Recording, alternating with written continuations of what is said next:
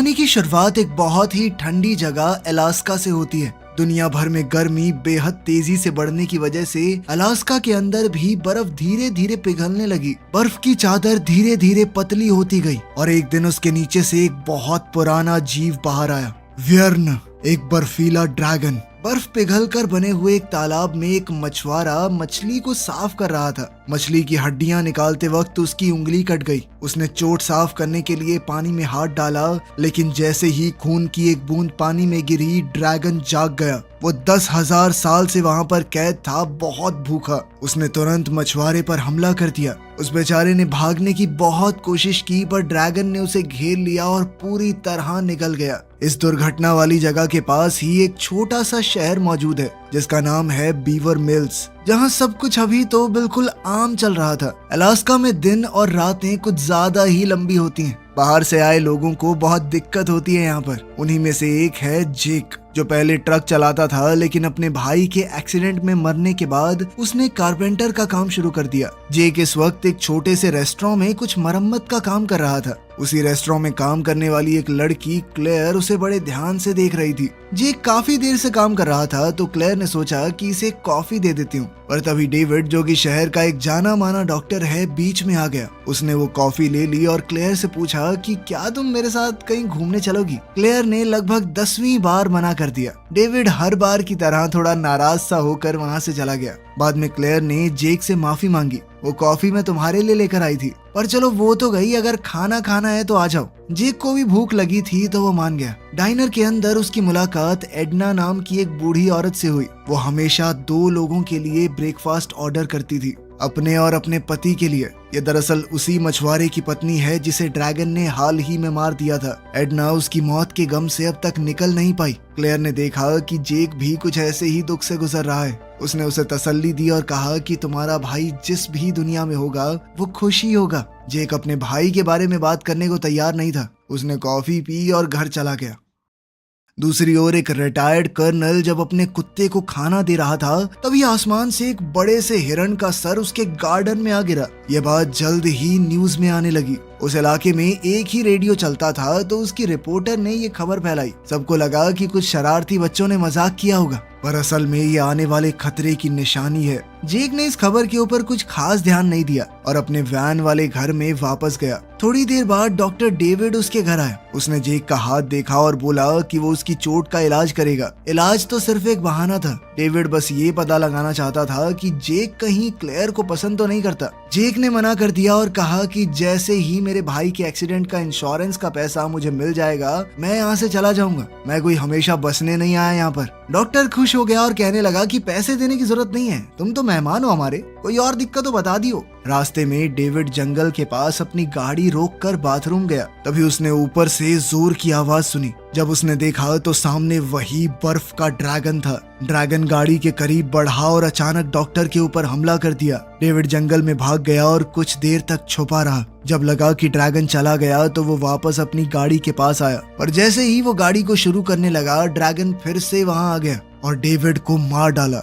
अगले दिन एक लोकल आदमी हैस जंगल में शिकार करने गया। उसने जमीन पर अजीब से निशान देखे और एक बहुत बड़े जानवर का गोबर भी। उनके आसपास वाले जंगल में कोई इतना बड़ा जानवर नहीं था। थोड़ी देर बाद वो ड्रैगन व्यर्न उसके सामने आ गया। हैस ने गोली चलाई पर ड्रैगन बच गया। उसकी बंदूक की आवाज पुलिस वाले इंस्पेक्टर डॉसन ने सुनी, जो डाइनर के बाहर जेक से बात कर रहा था। दोनों आवाज का पीछा करते हुए जंगल की तरफ गए, जहाँ पर उन्हें हैस मिला, जो बहुत ज्यादा डरा हुआ था। हैस ने कहा कि उसने आसमान में एक बहुत बड़े मॉन्स्टर को देखा है। बड़ी मुश्किल से जान बची है मेरी, इतना बड़ा था वो। शेरिफ को उसकी बात पर विश्वास नहीं हुआ। सोचा कुछ फूंक के घूम रहा होगा और ऐसे ही कह दिया कि पुलिस स्टेशन जाके स्टेटमेंट दे दो। फिर जेक ने जंगल में एक हाथ देखा जिसकी शर्ट और घड़ी बिल्कुल डॉक्टर डेविड वाली थी। वो कल ही तो उससे मिला था, तो उसने तुरंत पहचान लिया। इंस्पेक्टर यानी शेरिफ को समझ नहीं आ रहा था कि ये सब हो क्या रहा है। उधर हैस फिर से बोलने लगा कि वो मॉन्स्टर बहुत खतरनाक है, सबको मार देगा वो।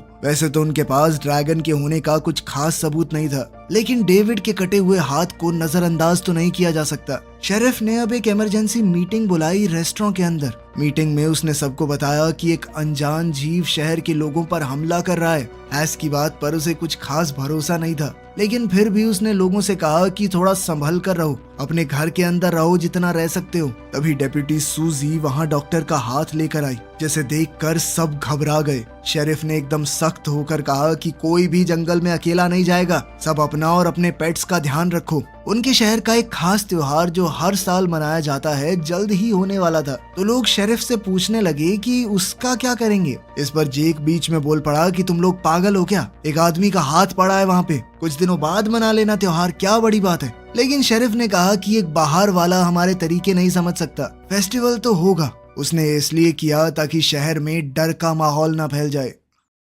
मीटिंग के बाद शेरिफ को एक फोन आया। ये कॉल थॉमस नाम के एक आदमी ने किया था, ये कहते हुए कि उसके फार्म पर हमला हुआ है। शेरिफ तुरंत उस आदमी के फार्म की ओर निकल गया। उधर रिटायर्ड कर्नल ट्रेविस ये पता लगाने की कोशिश कर रहा था कि उसके गार्डन में वो 12 सिंगे का सर किसने फेंका। तभी उसने आसमान में एक बड़े से ड्रैगन को उड़ते देखा। वो तुरंत पुलिस को बताने के लिए अपनी जीप लेकर निकल पड़ा, लेकिन रास्ते में वो ड्रैगन अचानक उसके सामने आ गया। बंदूक लेकर कर्नल अपनी गाड़ी से बाहर आया और व्यन के ऊपर गोलियां चलाने लगा। व्यन को एक भी गोली नहीं लगी, लेकिन कर्नल ड्रैगन को वहां से भगाने में कामयाब हो गया। इसके बाद वो शहर में गया और डेप्यूटी सूजी को सब कुछ बताया। उसने कहा कि एलियंस का हमारी दुनिया के ऊपर हमला हो गया है, लेकिन ये बात सुनकर तो सूजी को लगा कि ये पागल हो गया बुड्ढा, और उसने कर्नल को वापस घर जाने को कहा। फिर भी सूजी ने सोचा कि चलो शेरिफ को एक बार तो बता देना चाहिए, लेकिन उस समय तक शेरिफ उस आदमी के फार्म पर पहुंच गया था। वो कॉल उठा नहीं पाया।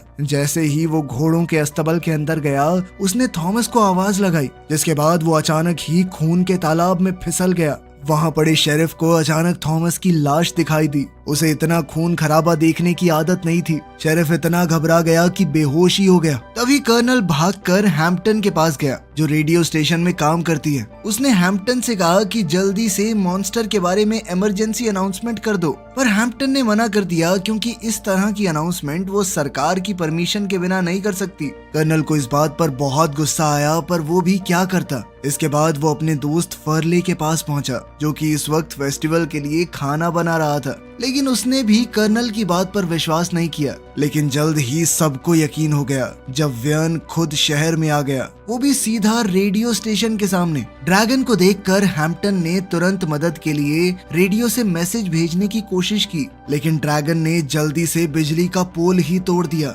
जिससे पूरा रेडियो सिस्टम बंद हो गया। उधर थॉमस के फार्म पर शेरिफ होश में आया और अपने रेडियो का इस्तेमाल करके सूजी से कहा कि सब लोगों को घर भेज दो। सूजी ने शेरिफ का ऑर्डर मानते हुए मेगाफोन से अनाउंसमेंट कर दी कि सब लोग अपने अपने घरों में चले जाओ, लेकिन उसका नसीब खराब था। अचानक वो बड़ा सा ड्रैगन उसके ऊपर आया और एक ही झटके में सूजी पर हमला कर दिया। उसने अपने बड़े पंजों से उसे फाड़ डाला। अब सभी लोग ड्रैगन को देखकर भागने लगे। शहर में अफरा तफरी मच गई। क्लेयर और जेक रेस्टोरेंट के अंदर चले गए। उन्होंने भी चीखें सुनी और देखा कि ड्रैगन उनके पास आ रहा है। उसने अपने बड़े और खतरनाक दांतों से डाइनर का दरवाजा तोड़ दिया और अंदर घुसने की कोशिश की। लोग टेबल के पीछे छुप गए। कुछ देर बाद ड्रैगन ने हमला करना बंद कर दिया और ऊपर उड़ गया। अब वो शहर में दूसरे लोगों को पकड़कर खाने लगा।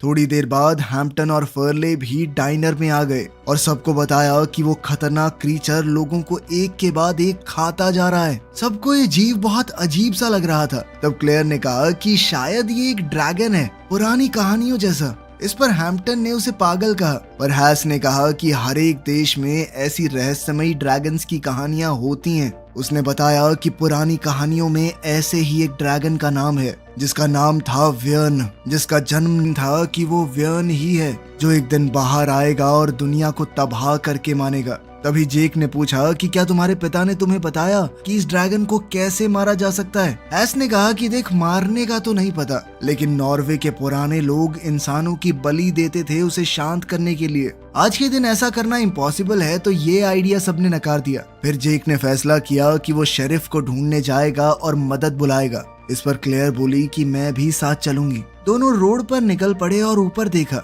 कि ड्रैगन उड़ता हुआ जंगल के एक हिस्से में उतर गया। खतरे के बावजूद जेक ने कहा कि वो पास जाकर देखेगा कि ये ड्रैगन कहाँ छुपा है। उसी वक्त दूसरी रोड पर कर्नल भी ड्रैगन को ढूंढ रहा था। उसने देखा कि एक ट्रेलर रास्ते में खड़ा था। गाड़ी खाली लग रही थी पर अंदर और बाहर खून के निशान थे, मानो यहाँ कोई लड़ाई हुई हो। जब उसने और गाड़ियों को देखा तो सारी टूटी फूटी थी और लोग वहाँ से गायब थे। डाइनर के अंदर हैम्पटन फिर से रेडियो चलाने की कोशिश कर रही थी, लेकिन सिस्टम अब पूरी तरह बंद था।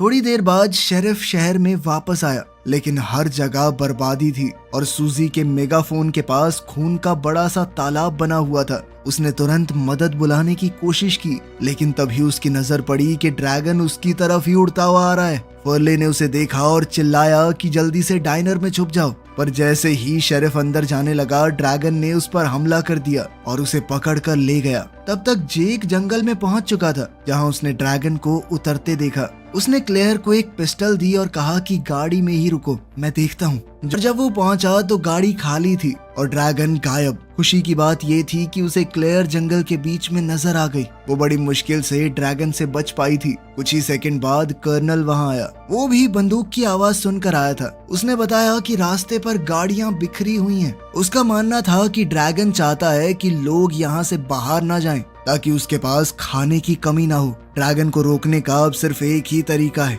उसे मारना। लेकिन कर्नल को ये भी पता था कि वो अकेला ये नहीं कर सकता। तीनों तुरंत शहर वापस चले गए। जेक ने कम्युनिकेटर की मदद से हैम्पटन से बात की और शेरिफ से मदद बुलाने को कहा, लेकिन तभी हैम्पटन ने बताया कि शेरिफ को तो ड्रैगन ने मार दिया है। जेक अब दूसरा प्लान सोचने लगा। कुछ देर बाद वो तीनों डाइनर वापस पहुंचे और सबको ड्रैगन के घोंसले की लोकेशन बताई, लेकिन उनके पास ज्यादा हथियार भी नहीं थे। उन्हें मदद के लिए किसी से तो बात करनी पड़ेगी, लेकिन फोन भी तो काम नहीं कर रहा।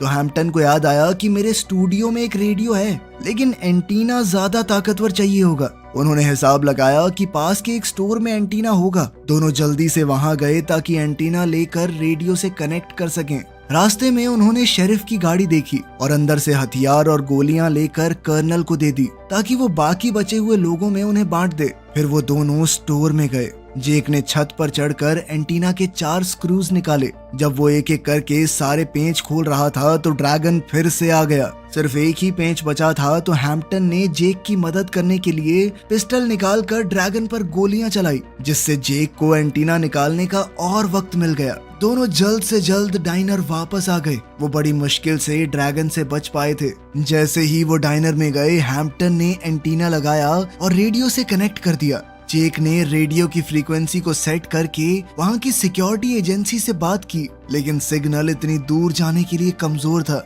और एजेंट बस बार बार पूछे जा रहा था कि क्या हो रहा है। जेक ने सोचा कि लोग वैसे भी ड्रैगन के सच को नहीं मानेंगे, इसीलिए उसने शेरिफ बन के बात की और कहा कि एक बहुत बड़ी गैस एक्सप्लोजन हुई है यहाँ पर और बहुत सारे लोगों से बातचीत नहीं हो पा रही। हमें मदद की बहुत जरूरत है, जल्दी भेजो। इतने में सिग्नल फिर से चला गया और बात पूरी नहीं हो पाई। अब वो अपने ही भरोसे हैं तो जेक ने फैसला किया कि ड्रैगन से तो लड़ना होगा। उन सबको जल्द से जल्द हथियार जमा करने होंगे। सबने प्लान में हामी भरी और अपने हथियार तैयार किए। फर्ले और हेस थोड़ा फ्यूल लाने गए, तभी ड्रैगन एक घर के ऊपर आ गया। फर्ले घबरा गया और ड्रैगन ने अपनी पूंछ से उस पर वार किया, जिससे उसे बहुत ही खतरनाक चोट लग गई। जेक तुरंत उसे बचाने के लिए डाइनर से आगे बढ़ा। बाकी सब ने ड्रैगन पर हमला जारी रखा। तभी हम ड्रैगन के घोंसले में डॉक्टर डेविड को देखते हैं। वो दरअसल जिंदा था। ड्रैगन ने उसे मारा नहीं। उसने अपनी टाई निकाल कर जल्द से जल्द अपने हाथ वाली जगह बांध दी, ताकि खून कम से कम बहे।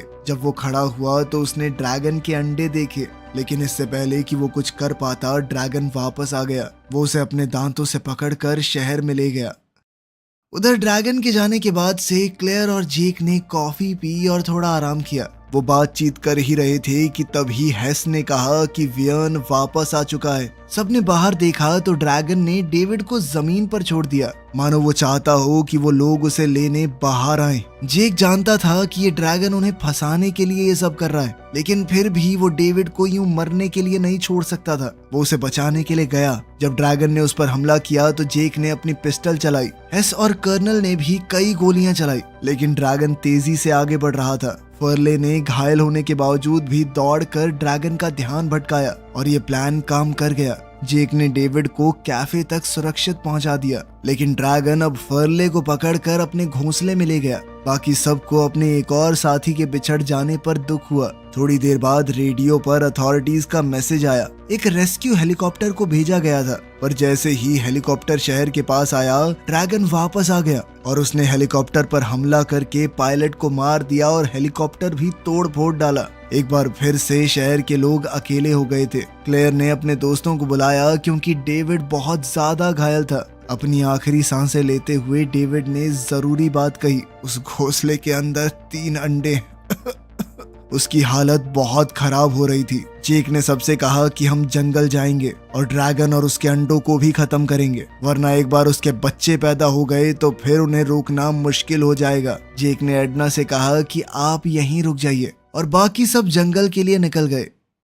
एक लंबे सफर के बाद वो जंगल में पहुंच गए और उन्हें एक पावर जनरेटर मिला जो कि एक खतरनाक इलेक्ट्रिक करंट पैदा कर सकता है। ड्रैगन और अंडों को मारने के लिए शायद ये काफी होगा। हैम्पटन ने कुछ जुगाड़ करके जनरेटर को दोबारा से कनेक्ट किया। सब तैयार थे और जेक क्रैंक को खींचने ही वाला था कि तभी ड्रैगन दोबारा से लैंड हुआ और उसने उन लोगों पर अपनी तेज धार वाली पूंछ से वार किया। जेक, कर्नल और क्लेयर ने ड्रैगन पर खूब गोलियां चलाई और उधर हैम्पटन जनरेटर एक्टिवेट करने की कोशिश कर रही थी, लेकिन वो जाल नाकामयाब रहा और ड्रैगन निकल गया। सबने तब हैस की लाश देखी और कर्नल अपने दोस्त को देखकर पागल हो गया। वो अंडों पर धड़ाधड़ गोली चलाने लगा। जेक ने उसे रोका और कहा कि अंडे अभी भी ड्रैगन को यहाँ खींचने के लिए चारे का काम कर सकते हैं। सब रास्ते पर आगे बढ़े और बीच में और गाड़ियां देखी। एक बड़ा कार्गो ट्रक भी वहां रुका हुआ था। जेक को आइडिया आया कि ट्रक को इस्तेमाल करके ड्रैगन को जाल में फंसाया जा सकता है।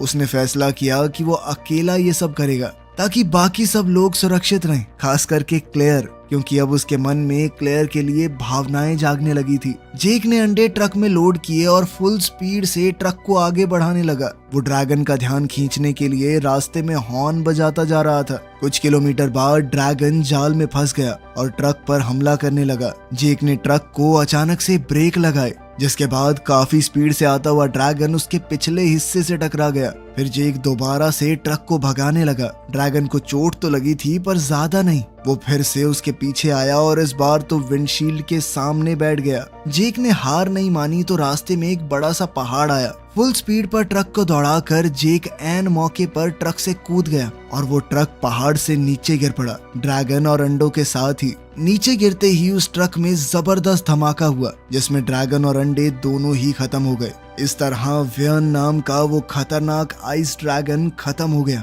शहर के बीचों बीच सभी बचे हुए लोग, खास करके क्लेयर, जेक के वापस आने का इंतजार कर रहे थे। थोड़ी देर बाद जब जेक वापस आया तो उसने सबको बताया कि खतरा टल चुका है और उसने फैसला किया कि वो इस शहर में क्लेयर के साथ कुछ और समय रुकेगा। वीडियो पसंद आई तो लाइक कर देना, चैनल को सब्सक्राइब कर लेना।